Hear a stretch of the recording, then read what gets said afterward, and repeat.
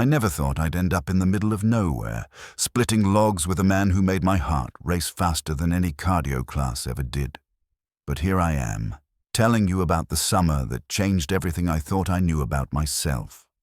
My name is Adrian, and 6 months ago I was living in Seattle, working at a tech startup, drinking overpriced lattes and going through the motions of a life that looked perfect on paper but felt increasingly hollow.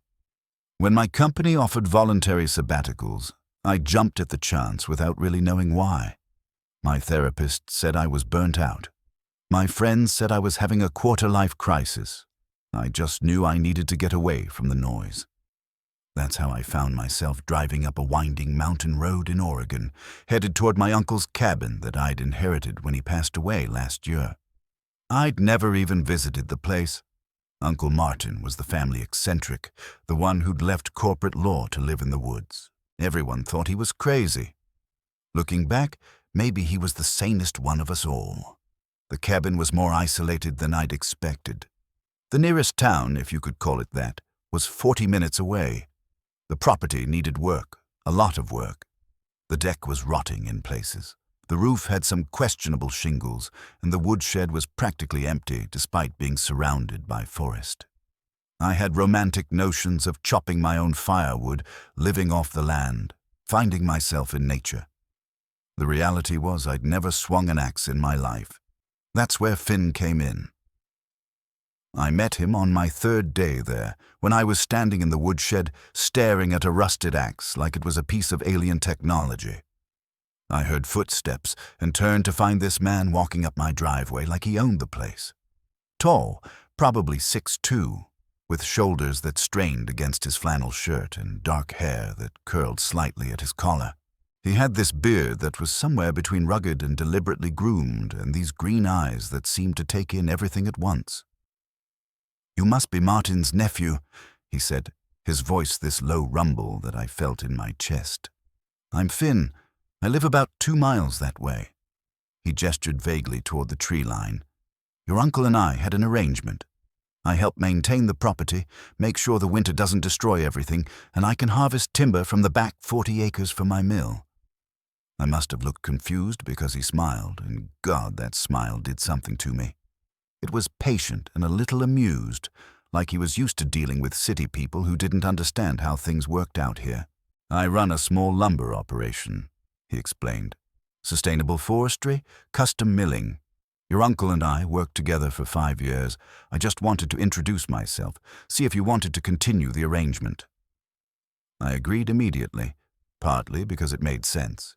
Mostly because something about this man made me want to say yes to anything he suggested. We shook hands, and his palm was calloused and warm, his grip firm but not aggressive. The handshake lasted maybe 3 seconds, but I thought about it for the rest of the day. Finn started coming by a few times a week. He'd work on whatever the property needed, and I'd try to help, though my contributions were pretty pathetic at first. I was learning that there's a huge difference between knowing something intellectually and knowing it in your body. I could watch YouTube videos about splitting wood all day, but actually doing it was another matter entirely. One morning, about 2 weeks after we'd met, Finn found me in the clearing behind the cabin, surrounded by logs I'd managed to dent but not actually split.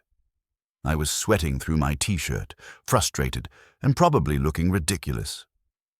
"You're muscling it," he said, leaning against a tree with his arms crossed. He'd been watching me, and I hadn't even noticed. The thought made my skin feel warm. It's not about strength, it's about technique. "Easy for you to say," I muttered, wiping sweat from my forehead. "You probably came out of the womb knowing how to do this." He laughed, this genuine sound that made me smile despite my frustration. "My dad taught me when I was 12. I was terrible at first. Hit myself in the shin once. Had to get 6 stitches. That's not as reassuring as you think it is." "Come here," he said, pushing off from the tree. "Let me show you." He picked up the axe, positioned a log on the chopping block, and demonstrated the motion. It looked effortless when he did it. The axe came down in a clean arc, and the log split perfectly in 2. "See?" You're trying to power through it. Instead, let gravity do the work. It's all about the angle and letting the tool do what it's designed to do. I tried again. The axe bounced off. Okay, Finn said, setting down the water bottle he'd been holding. Do you mind if I... He gestured and I nodded, not entirely sure what I was agreeing to. He stepped behind me, close enough that I could smell sawdust and something clean, like cedar. His hands came to rest on my hips, and every nerve ending in my body suddenly woke up and paid attention. You're standing too square, he said, his voice close to my ear. Turn your hips a little. Like this. His hands guided me, his thumbs pressing gently against my hip bones through my jeans. And when you swing, rotate from here. Use your whole body. I could barely concentrate on what he was saying. I was hyper-aware of every point of contact, the warmth of his chest behind me, the way his breath moved the hair near my ear. This wasn't the first time I'd been attracted to a man. I'd had a few drunken kisses in college, some confusing feelings I'd carefully packed away and labeled as just curiosity or doesn't everyone think about this sometimes? But this was different. This felt like standing on the edge of something vast and terrifying and necessary. Try now, Finn said, stepping back. The absence of his touch felt like loss. I swung the axe and the log split. Not perfectly, but it split. There you go, he said, and the pride in his voice made me want to split 100 more logs just to hear it again. After that, we fell into a rhythm. Finn would show up mid-morning, we'd work on various projects, and we'd talk. God, we talked about everything. He told me about growing up in a logging family, about how he'd tried college for a year before realizing it wasn't for him, about building his business from nothing. I told him about the startup world, about feeling like I was supposed to want things I didn't actually want, about Uncle Martin and how I wished I'd known him better. He talked about you, Finn said one afternoon. We were taking a break, sitting on the deck with cold beers, looking out at the forest. Said you were smart, probably too smart for your own good. Said you reminded him of himself before he figured out what mattered. What did he think mattered? Being honest about who you are, Finn said, looking at me with those green eyes. Not living someone else's idea of a good life. The moment stretched between us, loaded with meaning I wasn't quite ready to examine. The weeks passed, and I found myself looking forward to Finn's visits with an intensity that should have worried me. I started timing my morning runs so I'd be back and showered before he usually arrived. I bought better coffee. I learned to make sourdough bread because he'd mentioned liking it. These small acts of preparation felt like courtship, even though I told myself we were just friends. But friends don't think about each other the way I thought about Finn. Friends don't replay conversations looking for hidden meanings. Friends don't lie awake at night remembering the casual brush of fingers when passing tools, or the way someone's laugh sounds, or how their hands look when they're working with wood. One evening, Finn stayed later than usual. We'd been replacing boards on the deck, and the work had taken longer than expected. I offered him dinner, half expecting him to decline, but he said yes. We grilled steaks on the ancient barbecue I'd managed to resurrect, and I made a salad from the garden I'd discovered behind the cabin. We sat on the newly repaired deck as the sun set, painting the sky in shades of orange and pink. This is nice, Finn said quietly. Martin and I used to do this sometimes. Sit out here, watch the sunset, not talk much, just be. Do I remind you of him? I asked. Is that weird? No, Finn said, looking at me in a way that made my heart stumble. You're nothing like Martin. He was gruff, set in his ways. He paused, seeming to choose his words carefully. You're curious about everything. You ask questions. You're not afraid to admit when you don't know something. It's refreshing. That's a nice way of saying I'm incompetent at basically every practical skill, I said, trying to lighten the moment because the way he was looking at me felt too intense, too full of possibility. That's not what I meant. His voice was serious now. Adrian, you're one of the most capable people I've met. You just haven't learned these particular skills yet. But you're learning. You don't give up. You split your first cord of wood last week. Do you know how many city people would have quit after the first day?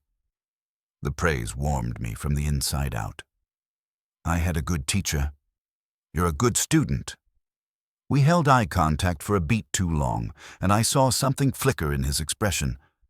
Hope, maybe. Or recognition.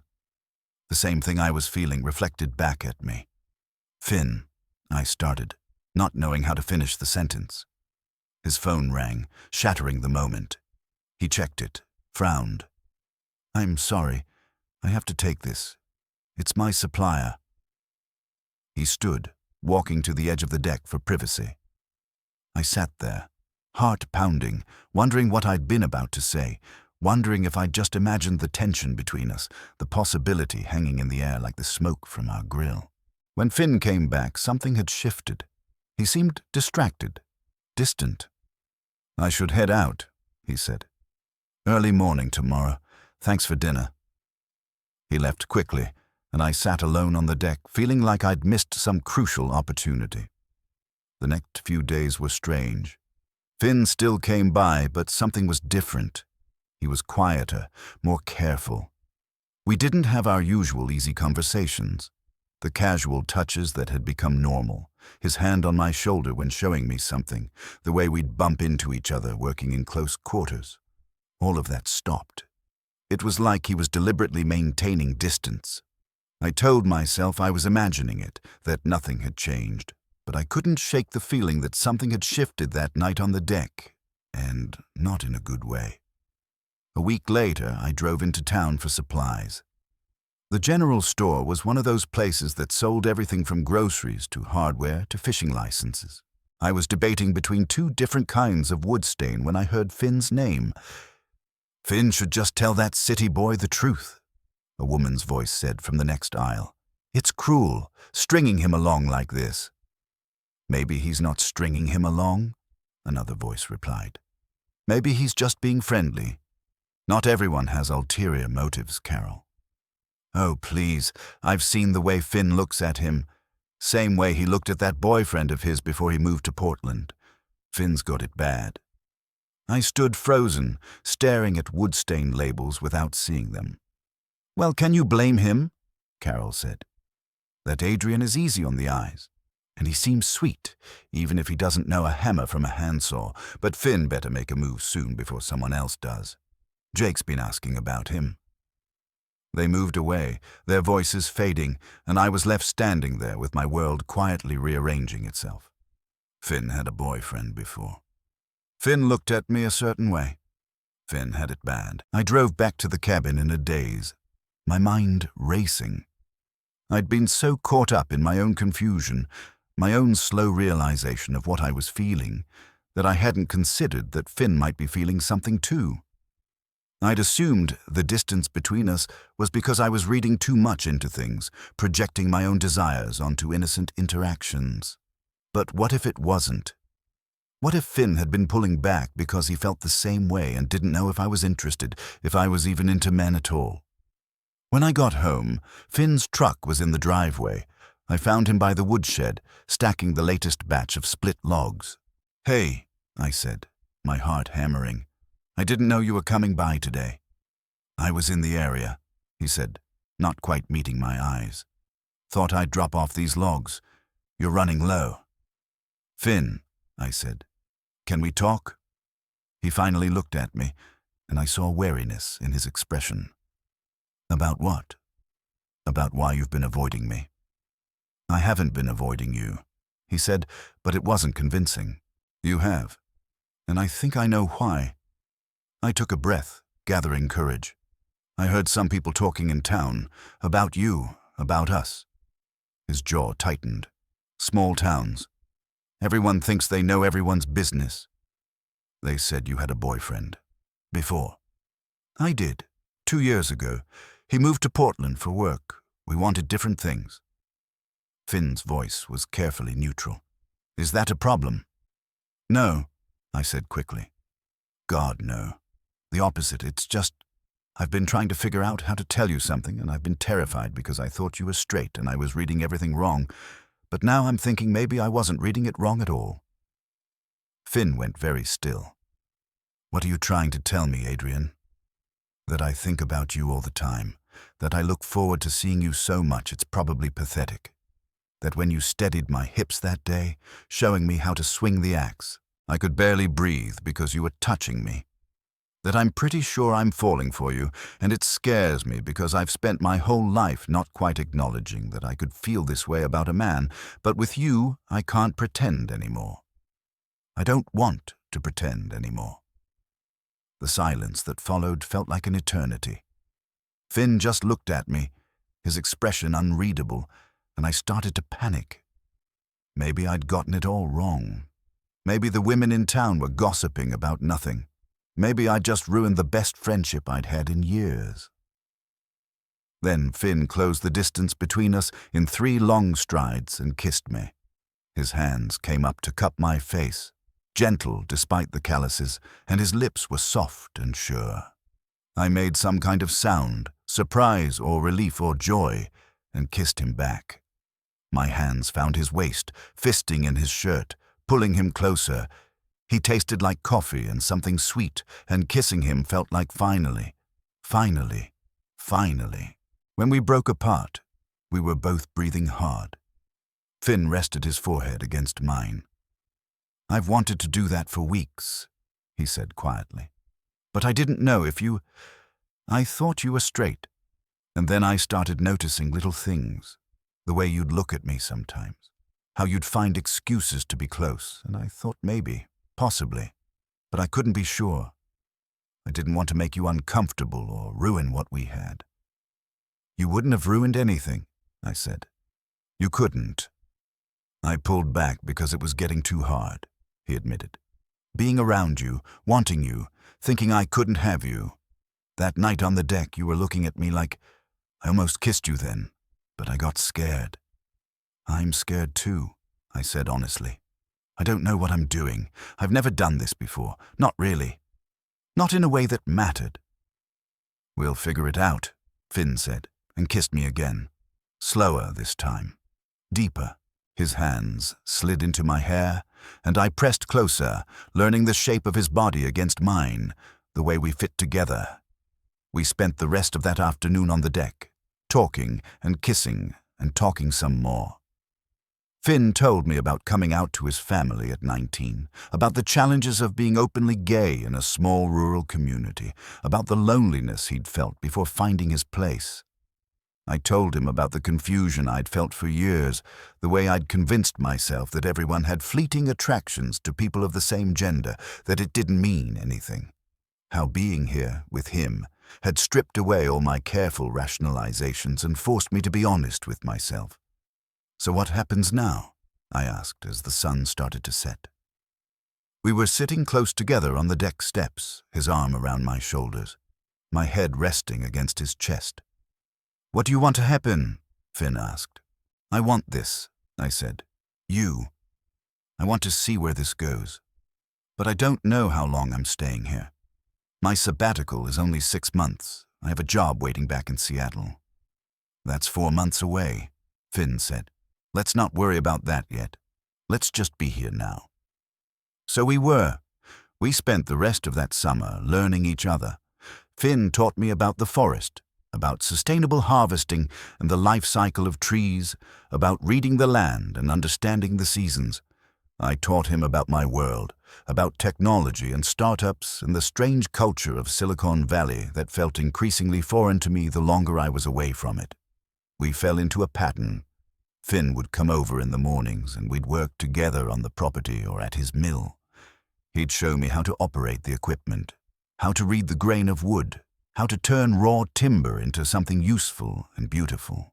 In the evenings, we'd cook together, trying new recipes, laughing at our failures, celebrating our successes. At night, we'd sit on the deck or lie in bed, talking until we ran out of words, then communicating in other ways, learning the language of each other's bodies. I'd never been this happy. I'd never felt this settled in my own skin. With Finn, I didn't have to perform or pretend or be anyone other than exactly who I was. He saw me, really saw me, and loved what he saw. And I saw him too, this brilliant, patient, generous man who'd built a life that was honest and meaningful, who knew who he was and didn't apologize for it. But as summer turned to fall, the question of what came next loomed larger. My sabbatical was ending. My company was emailing about my return. I had an apartment in Seattle, a career, a whole life waiting for me. I also had Finn. I had this cabin, this forest, this version of myself I'd discovered in the quiet of the mountains. One night in late September, we were lying in bed, and Finn was tracing patterns on my chest, his touch gentle and absent-minded. "What are you thinking about?" I asked. "You leaving," he said quietly. "I know we said we wouldn't worry about it, but it's 3 weeks away now. We have to talk about it." My chest tightened. "I know." "What do you want, Adrian? Really want, not what you think you should want." I thought about Seattle, about my apartment and my job and my friends. I thought about the person I'd been 6 months ago, stressed and hollow and going through motions. Then I thought about who I was now, about chopping wood and milling lumber and waking up next to Finn, about learning to bake bread and identify trees and be honest about what I felt. "I want to stay," I said, the truth of it settling in my bones. "I want to stay here, with you. I want to figure out how to make a life here, but I'm terrified. What if I'm making a huge mistake? What if I'm just running away from my real life?" "What if this is your real life?" Finn said gently. "What if everything before was the running away, and this is you finally standing still? I don't know what I'd do here. I can't exactly work in tech from the middle of nowhere." "You could do a lot of things," Finn said. "You're good with your hands now. You could work with me at the mill, or you could do something completely different. Uncle Martin left you this property free and clear. You've got time to figure it out." "What if you get sick of me?" I asked, voicing my deepest fear. "What if you realize I'm just some city guy playing at country life and this whole thing was just a summer romance?" Finn propped himself up on his elbow, looking down at me seriously. "Adrian, I'm in love with you. Not with some idea of you, not with who I think you could be. With you, exactly as you are right now. Awkward with an axe, terrible at backing up the truck, asking a million questions about everything. I love the way your mind works. I love how you're not afraid to try things even when you'll probably fail. I love waking up with you and going to sleep with you and every moment in between. This isn't a summer romance for me. This is it. You're it." I pulled him down and kissed him, pouring everything I felt into it. When we broke apart, I said, "I love you too. I'm staying. I'm scared out of my mind, but I'm staying." "Yeah." His face lit up with such joy that it made my chest ache. "Yeah, I'll email my resignation tomorrow. I'm staying." That was 3 months ago. I'm still here, still learning, still figuring out what my life looks like now. I work with Finn at the mill 3 days a week. The other days, I'm working on turning Uncle Martin's cabin into a small retreat center for burnt-out tech workers who need what I needed: space and quiet, and a chance to remember who they are underneath all the noise. It's not always easy. There are days when I question my decision, when I miss the convenience of city life, when I wonder if I'm cut out for this. But then Finn comes home, and we cook dinner together, and we sit on the deck watching the sunset, and I remember why I chose this. I chose authenticity over comfort. I chose love over fear. I chose a life that feels real and messy and mine. Yesterday, Finn and I were out back splitting the winter's firewood. I've gotten pretty good at it now, my form solid, my aim true. But he still comes up behind me sometimes, his hands settling on my hips, his voice low in my ear saying, "Let me show you," even though we both know I don't need the help anymore. And I let him, because some rituals are about more than technique. Some touches are about more than guidance. They're about connection, about trust, about two people choosing each other again and again in all the small moments that make up a life. I never expected to find myself here in the middle of nowhere, in love with a logger who steadied my hips when I swung an axe and, in doing so, helped me find my balance in every way that mattered. But here I am, and I've never been more certain of anything. This is where I belong. This is who I'm meant to be. This is home.